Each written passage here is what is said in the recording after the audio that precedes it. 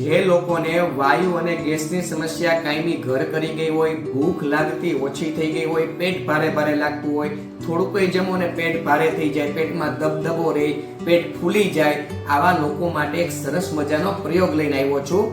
એક ગ્લાસ નવશેકું ગરમ પાણી લેવાનું છે. વધારે પાણી ગરમ કરવાનું નથી. એમાં 1 થી 2 ચપટી હિંગ અને 1 થી 2 ચપટી સૂંઠની મિક્સ કરી દેવાની છે. એ પાણીનું સેવન કરવાનું છે.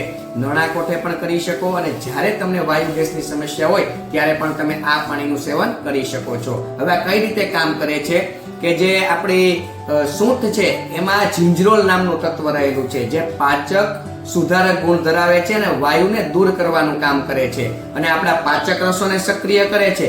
પરિણામે આપણું પાચન તંત્ર મજબૂત થાય અને ગેસ વાયુની સમસ્યા ઓછી થાય, એટલે આપણને તમામ સમસ્યામાંથી મુક્તિ મળે છે. અને હિંગ છે ને એમાં આપણને વોલેટાઇલ્સ નામનું ઓઇલ રહેલું છે. હવે એ શું કામ કરે છે? એ આપણા હોજરીમાં અને આંતરડામાં સક્રિય જે વાયુ છે એને ધીરે ધીરે ઓછું કરવાનું કામ કરે છે અને વાયુ દૂર થાય એટલે પાચક રસો સક્રિય થાય ને પાચક રસો સક્રિય થાય એટલે આપણું પાચન તંત્ર મજબૂત થાય છે.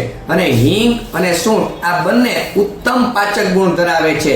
હોજરીને તે એકદમ હળવી ફૂલ રાખે છે અને ગેસ વાયુની સમસ્યાને તે દૂર કરવા માટે આમ પણ તે પ્રચલિત દ્રવ્યો છે. એટલે આ બે દ્રવ્યોનો સહારો લેજો અને ધીરે ધીરે તમારા વાયુની સમસ્યામાંથી તમે મુક્તિ મેળવી લેજો અને પાચન તંત્રને મજબૂત કરી લેજો.